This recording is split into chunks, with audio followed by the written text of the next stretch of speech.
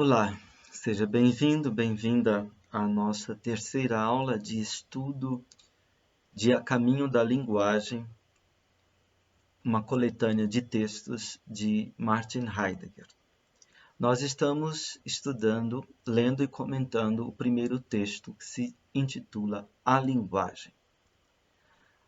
Nós já lemos os primeiros parágrafos e vimos como nesta conferência Heidegger propõe que nós tentemos pensar a linguagem enquanto linguagem, a linguagem a partir dela mesma, nela mesma, em vista dela mesma.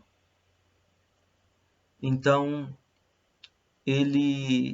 na aula passada, nós líamos e víamos como ele dizia: a linguagem é linguagem.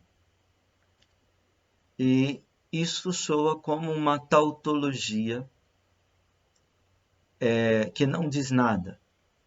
Isso soa como uma redundância, um excesso de significação que não acrescenta nenhuma informação nova aos nossos ouvidos. No entanto, nós vimos também como o exercício da filosofia não é obter informações, não é produzir conhecimentos objetivos. O exercício da filosofia é pensarmos a coisa ela mesma, pensarmos a identidade da coisa que está a cada vez em questão. Nessa tautologia, a linguagem é linguagem, vem à fala a questão da identidade da linguagem. De pensarmos a linguagem ela mesma, desde ela mesma, em vista dela mesma. Então, este foi o ponto a que chegamos na segunda aula. Nesta terceira aula, vamos retomar na tradução em português que eu tenho aqui da Márcia Cavalcante Schubach, no último parágrafo da página 8. O texto diz assim: por isso perguntamos, o que há com a linguagem ela mesma? Por isso indagamos, como vigora a linguagem como linguagem? Nossa resposta é: a linguagem fala. Deve-se levar a sério uma resposta assim? Talvez, isto é, se ficar claro o que significa falar. Bem, então, nós procuramos pensar, trazemos ao âmbito do questionamento do pensamento a linguagem. Esse é o verbo bedenken, que Heidegger usa aqui. Né? Nós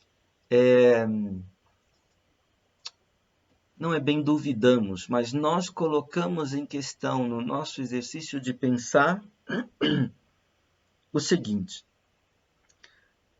o que há com a linguagem ela mesma?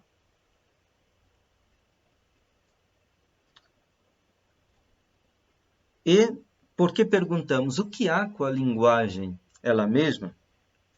Nós também perguntamos como a linguagem vige enquanto linguagem. Porque a questão da essência, Wesen, não é a de alcançar uma representação universal sobre a linguagem. Isso vimos na segunda aula. A questão da essência da linguagem é como a linguagem permanece, como a linguagem dura e perdura em seu vigor mais próprio. Nós traduzimos Wesen, então, como vigir ou vigir, né? Vigorar, reinar. Como é que a linguagem reina? Vigora. Em toda a plenitude de seu vigor, em toda a plenitude de seu vício. Essa é a questão seguinte. Nós respondemos. A linguagem fala. Então, temos aqui uma pergunta articulada, um questionamento articulado em duas perguntas, e temos uma resposta. Ora, uma resposta na filosofia, ela não esgota a pergunta, ela não despacha, não dispensa mais a pergunta. Digamos, nós temos perguntas do cotidiano que, uma vez alcançada a resposta, a pergunta se torna obsoleta. Se eu, digamos, pergunto como cozinhar arroz, e se eu obtenho informações, dicas, respostas de aqueles que entendem da arte culinária, que têm a prática e o entendimento de cozinhar. Então, digamos, se eu sigo essas indicações e domino a técnica, digamos, de cozinhar arroz, então, esta pergunta eu não faço mais. A resposta, ela exauriu a pergunta, ela dispensa, ela manda embora a pergunta. Mas na filosofia não é assim. Na filosofia, quando nós encontramos uma resposta, a resposta ela não dispensa, exaure a pergunta. Ela torna a pergunta mais pergunta. Ela faz com que a pergunta se torne mais grave. A resposta agrava e radicaliza a pergunta. Então, a resposta é sempre uma correspondência à busca que está no coração da pergunta. A resposta nunca pode ser entendida como uma mera tese, uma mera posição tomada, mas a resposta como uma disposição para corresponder à busca que a pergunta traz em si. É assim que precisamos ouvir essa resposta que Heidegger dá nessa conferência. A linguagem fala. Notem que a primeira frase desta conferência é o homem fala. E o primeiro parágrafo elucidava isto, o homem fala, e evocava o ensinamento do filósofo da linguagem Wilhelm von Humboldt. Agora é dito não o homem fala, mas agora é dito a linguagem fala. Die Sprache spricht. A linguagem fala. Logo em seguida, esta sentença que soa solene aos nossos olhos é tomada sob suspeita. Logo vem a pergunta: deve-se levar a sério uma resposta assim? Quer dizer, é sério essa resposta? Precisamos tomá-la de uma maneira grave, dar a ela a importância que ela tem, pretende ter? Ou podemos tomá-la, digamos, levianamente, displicentemente? Heidegger responde: provavelmente sim. Provavelmente esta resposta ela está falando sério. Está falando sério quando ela diz a linguagem fala. Não é apenas um modo de dizer, mas é mais do que isso. Não é apenas um tropos, um modo de dizer. É mais do que isso. Essa sentença, a linguagem fala, ela está indicando para a essência da linguagem, para a linguagem no seu próprio, a linguagem na sua identidade essencial.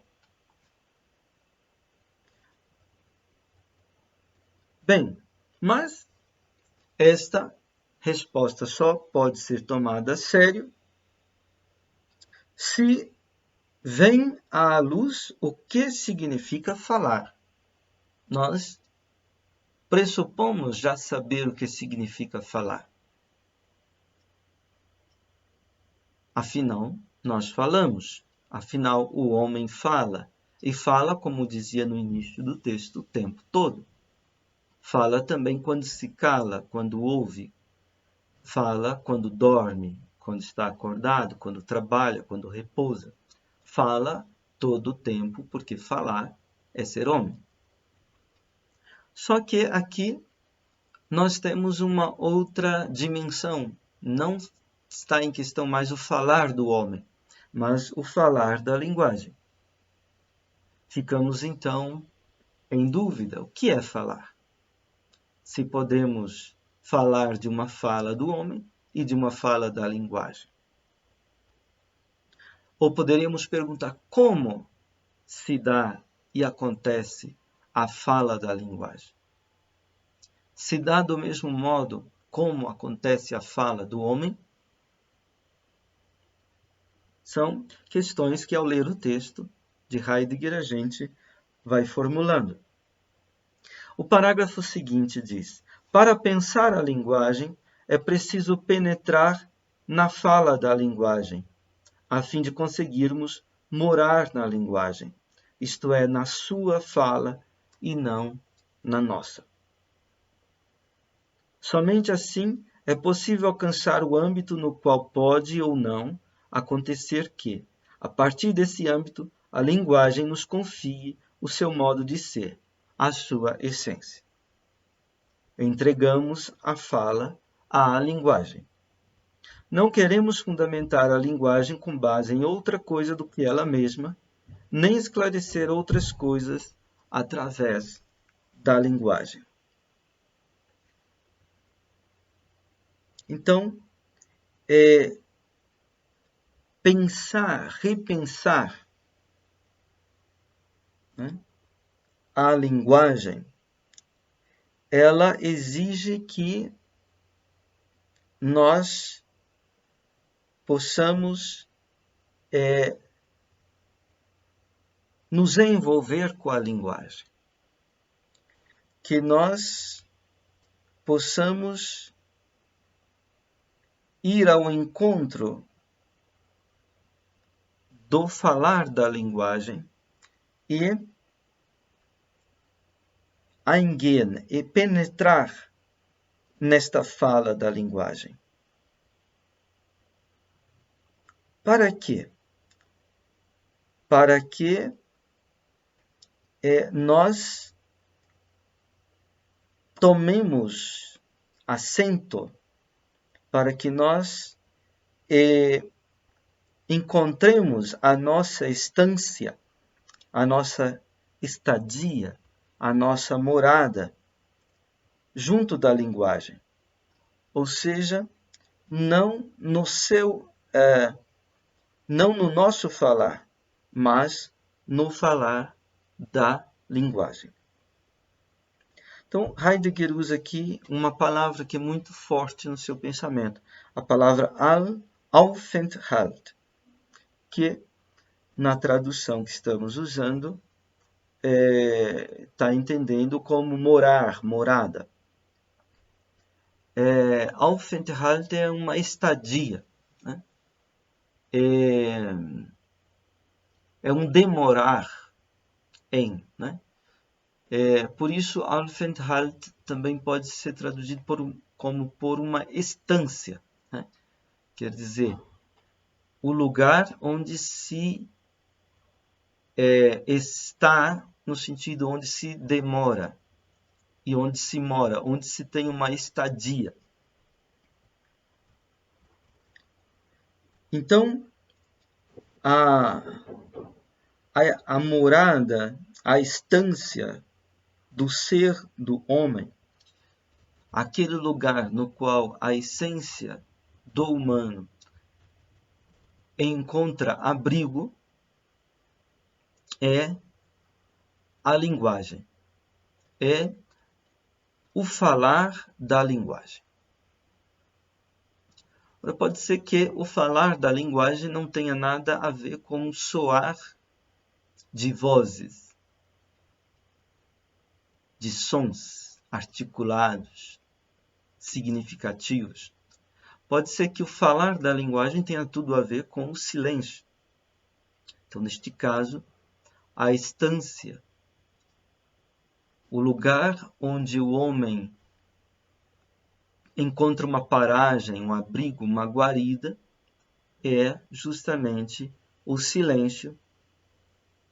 É no silêncio que a essência do homem encontra a sua morada. Bem, mas com isso nós estamos adiantando um pouco o rumo da prosa, digamos assim, né? Então, Heidegger diz, somente assim é possível alcançar o âmbito no qual pode ou não acontecer que, a partir desse âmbito, a linguagem nos confie o seu modo de ser e a sua essência. Então, o nosso caminho de pensamento e de discurso nesse caminho de pensamento pretende alcançar, chegar, ter acesso a este âmbito no qual pode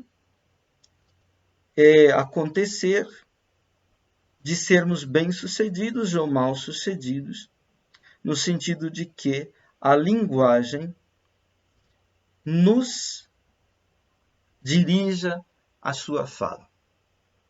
Aqui Heidegger usa o verbo zu sprechen. Se antes ele diz die Sprache spricht, a linguagem fala, agora ele usa zu spricht. A linguagem dirige a sua fala a nós. Zu sprechen tem o sentido de dirigir a fala a, mas também tem o sentido de encorajar, consolar, né? Então, nesse âmbito, que é o domínio, a morada, o abrigo da linguagem, onde a linguagem fala, nesse âmbito, a linguagem pode dirigir a nós a sua fala, pode nos interpelar, pode nos encorajar, nos consolar, digamos assim. Então, aqui está em questão a felicidade ou a infelicidade, a boa aventura ou a má aventura. A boa aventura ou a felicidade é se nesse âmbito a linguagem dirige a nós sua fala e nós somos capazes de ouvir essa interpelação, este apelo da fala da linguagem, ou se isso não vinga, se isso não rola, como a gente diz, se isso não deslancha, né, de a linguagem nos dirigir à sua fala, né? A partir da sua essência, né? Se ela nos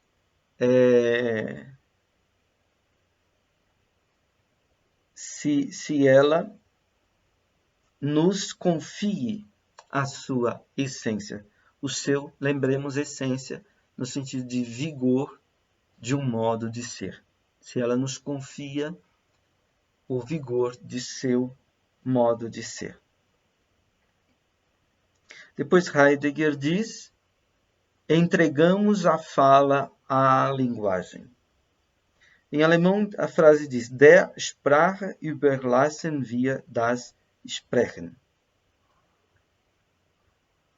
Ou seja, à linguagem nós confiamos o falar. À linguagem nós deixamos o falar.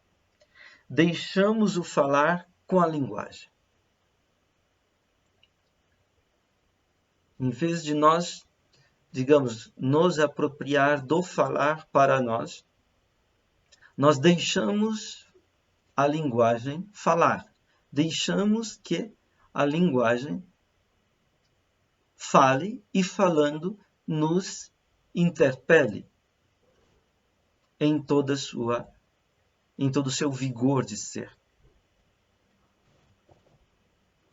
Depois ele diz: não queremos fundamentar a linguagem com base em outra coisa do que ela mesma, nem esclarecer outras coisas através da linguagem.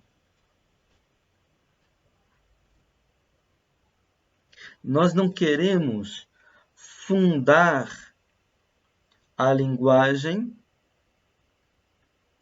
a partir de outra coisa que não seja ela mesma. Ou seja, deixar que a linguagem se assente nela mesma e não em outra coisa. Que ela encontre seu fundo e seu fundamento em si mesma e não em outra coisa que ela mesma. Nem queremos que outra coisa seja explicada através da linguagem. Né? Bem, há todo um frenesi, muitas vezes, na filosofia, a partir do chamado giro linguístico, né, da filosofia, em que nós queremos, então, explicar tudo a partir da linguagem, através da linguagem. Bem, o propósito dessa reflexão aqui não é exatamente isso. Né? Heidegger diz: nós nem queremos explicar outra coisa a partir da linguagem. Não queremos explicar a linguagem a partir de outra coisa e nem queremos explicar outra coisa a partir da linguagem. Queremos deixar que a linguagem seja linguagem e que, sendo linguagem, ela fale. Queremos escutar a fala da linguagem e queremos, assim, deixar que nessa fala a linguagem nos interpele. Tudo isso morando no domínio da linguagem, no reino da linguagem. Encontrando no reino da linguagem a nossa estadia, a nossa estância, digamos assim, onde a nossa essência se abriga, repousa em sua paz. Logo em seguida desse parágrafo, Heidegger diz: aos 10 de agosto de 1784, Hamann escreveu para Herder o seguinte: se eu fosse tão eloquente como Demóstenes, nada mais precisaria fazer a não ser repetir 3 vezes uma única palavra. Razão é linguagem. Logos. Não consigo deixar de roer e haverei de roer esse osso até morrer. A profundidade dessa palavra permanece, no entanto, para mim muito obscura. Aguardo sempre a vinda de um anjo apocalíptico trazendo a chave desse abismo. Então, aqui vem esta citação desta carta de Hamann para Herder. Bem, até agora, esta conferência citou 3 pensadores fundamentais no começo da chamada filosofia da linguagem, no século XVIII. Nós temos Humboldt, né? 18 e 19, Humboldt, Hamann e Herder. Esses três autores são fundamentais numa filosofia, digamos, numa metafísica da linguagem. Bem, então Heidegger toma esta passagem, né, de um texto escrito por Hamann a Herder. Ele diz: se eu fosse tão eloquente como Demóstenes, isto é, em alemão, eloquente é beredet, né? Reden é falar. Né? Se eu fosse tão versado no falar, no discursar e discorrer, né? Como o retor, né? o orador Demóstenes, dos gregos, nada mais precisaria fazer a não ser repetir 3 vezes uma única palavra. Razão é linguagem. Logos. Interessante que nesta sentença, razão é palavra, razão é linguagem, melhor dizendo. Nós temos, diz Hamann, nós temos 3 vezes uma única palavra. Se dizemos razão, estamos dizendo já linguagem. Se dizemos linguagem, estamos dizendo razão. E se dissemos ser, estamos dizendo linguagem, razão. Então, estamos repetindo 3 vezes uma única palavra. E diz Hamann que se ele fosse muito versado no falar e discorrer, bastaria para ele repetir 3 vezes essa única palavra na sentença. Razão é linguagem. Agora, o que ele entende por linguagem? Ele logo acrescenta logos. Né? Linguagem aqui é entendida como logos. Portanto, a linguagem está sendo tomada, interpretada a partir da herança da tradição grega. A palavra logos é uma palavra fundamental já nos primórdios da filosofia, com Heráclito. Lembremos alguns fragmentos de Heráclito, onde Heráclito diz: não escutem a mim, simplesmente, mas escutem o logos. Escutem a linguagem. Não deem ouvidos meramente a mim, que estou falando, mas coloquem-se na escuta, na obediência do logos.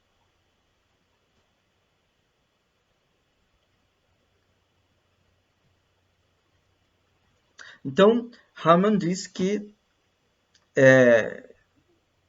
por toda a vida, né, ele não vai deixar de roer esse osso.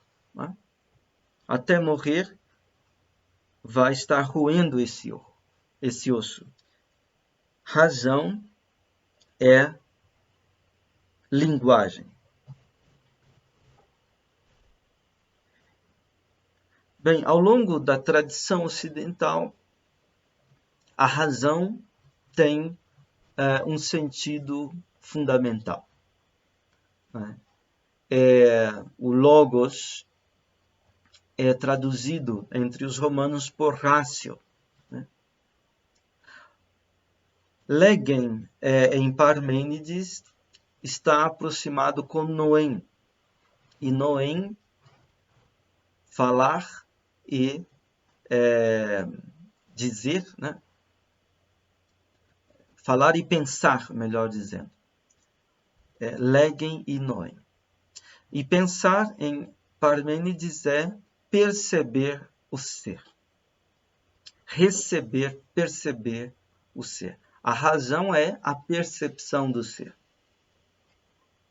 Mas, depois, a razão passa a ser entendida, né, como a capacidade de falar no sentido de discorrer.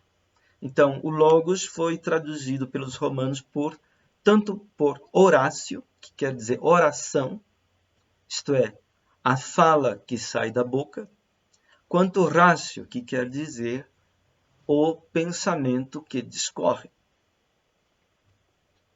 E lembremos que para os romanos, o homem é tanto mais humano quanto mais ele é capaz de discorrer, de discursar. Então, a formação do homem, a paideia, que foi traduzida por humanitas, consiste em cultivar as artes da linguagem, as artes da fala, né, do homem, a gramática, a dialética, a retórica, né? O ideal de formação do homem na romanidade é o orador, o retor, né? O orador, aquele que é capaz de falar, de discorrer bem, de discursar bem, né? E que não só no modo como ele fala, mas também no conteúdo daquilo que ele fala, e isso tem um papel, digamos, pragmático no âmbito político, né? O orador tem um papel político, ou o político tem que ser um bom orador. Esse é o ideal romano, né? Bom, depois a razão se tornou uma capacidade de julgar, né? Ou seja, a recta ratio, a razão reta, consiste na capacidade de julgar, de distinguir o verdadeiro do falso, o que deve ser aceito daquilo que não deve ser aceito. Depois, a razão veio a se tornar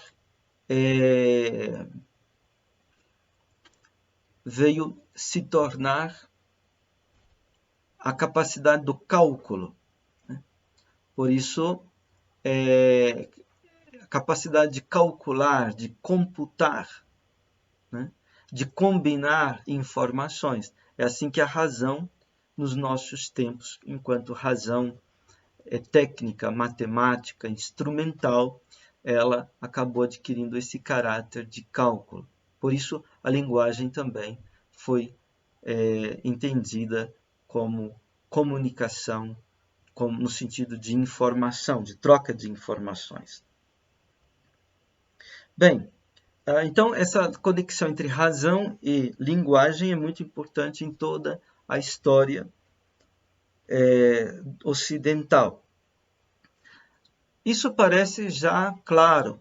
No entanto, Hamann está, digamos, intrigado com isso, né? Ele percebe que nesta sentença a razão é linguagem, a razão é logos. Ele percebe que tem uma profundidade que permanece obscura e fala de um abismo, né? Ora, um abismo é justamente isso que recusa o fundo, é essa escuridão que recusa o fundo. Então, ele percebe uma dimensão, digamos, fechada, hermética da linguagem e, por conseguinte, da razão, né? Então, ele diz, estou esperando um anjo apocalíptico que suba desse abismo, trazendo a chave para abri-lo. Bem, vejamos o comentário que Heidegger faz a esta passagem de Hamann. Heidegger comenta: Para Hamann, o abismo consiste em que razão é linguagem. Hamann se volta para a linguagem na tentativa de dizer o que é a razão. O olhar que contempla a razão cai nas profundezas de um abismo.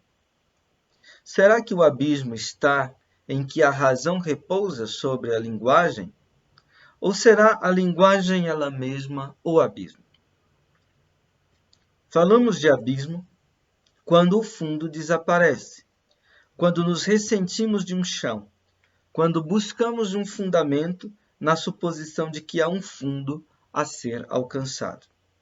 Todavia, não estamos perguntando agora o que é a razão. Pensamos a linguagem desde a linguagem, tomando como aceno orientador a estranha frase: linguagem é linguagem. A frase não repousa, não remete para outra coisa sobre a qual a linguagem se fundamenta. Ela tampouco nos diz se a linguagem ela mesma é fundamento de outra coisa. Considerando o que diz, a frase linguagem é linguagem nos deixa parando sobre um abismo. Bem, então, Heidegger está aqui diferenciando o seu caminho do caminho de Hamann. Hamann está tentando pensar, considerar a razão, tentando penetrar no que é a razão, no ser da razão, ele encontra a linguagem. Né? Será que o enigma, o abismo, digamos assim, está em que a linguagem de que a razão se fundamenta na linguagem, ou o abismo é a própria linguagem, diz Heidegger. Mas o que significa abismo?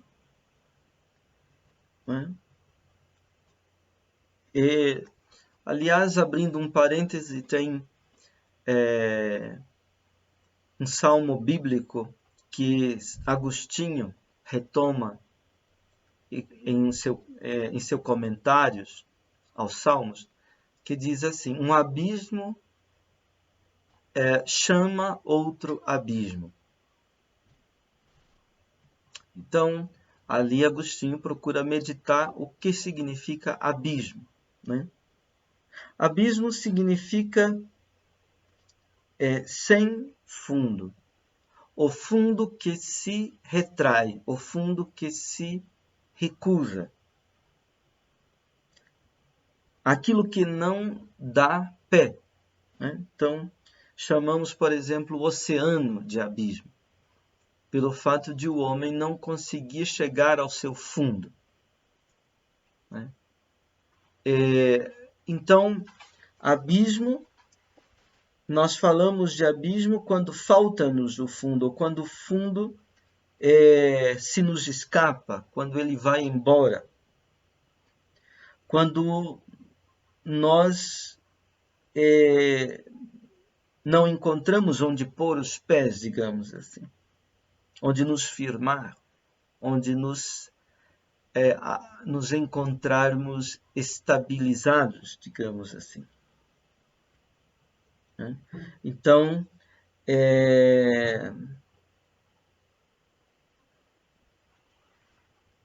a razão, nós chamamos de razão, às vezes, o pensamento que busca o fundo, que busca o fundamento, que questiona os porquês, ou o porquê último de tudo.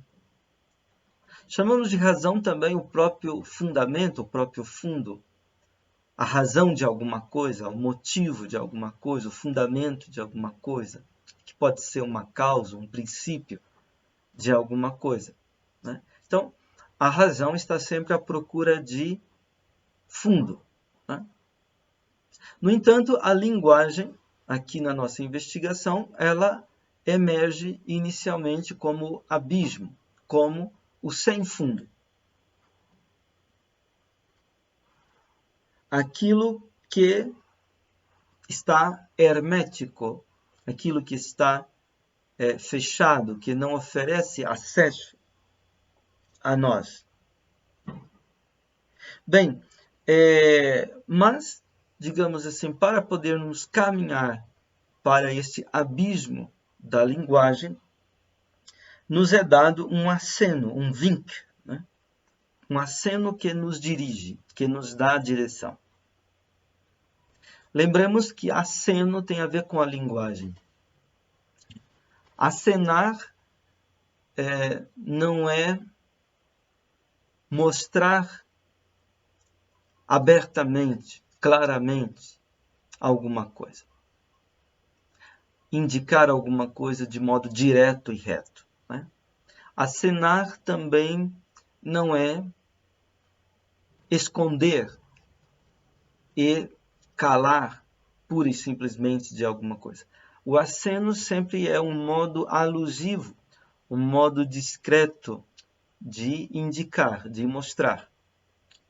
Então, esta sentença que Heidegger traz, linguagem é linguagem, essa proposição é um aceno. Heidegger diz que é uma proposição rara, seltsam. Raro, estranho no sentido de que é raro. Linguagem é linguagem. Esta tautologia rara, ela é um aceno para a nossa tentativa de pensar a linguagem. Linguagem é linguagem. Então, esta proposição, ela não nos traz para outra coisa na qual a linguagem se fundamenta. Também ela não diz nada se a linguagem, ela mesma, é um fundamento para outra coisa. A proposição, a linguagem é linguagem, ela nos deixa oscilar, ela nos deixa pairando, oscilando sobre um abismo. Na medida em que nós nos detemos sobre o que ela diz, que Heidegger usa aushalten, né? Na medida em que nós nos contemos e nos detemos, abrindo-nos para isso que essa proposição diz, nessa medida mesma nós nos encontramos pairando sobre um abismo. Então, nossa aula de hoje vai até aqui e na próxima vez vamos continuar esta leitura do texto e Heidegger vai retomar a pergunta: o que é falar? Muito obrigado pela escuta atenta, paciente e até a próxima vez.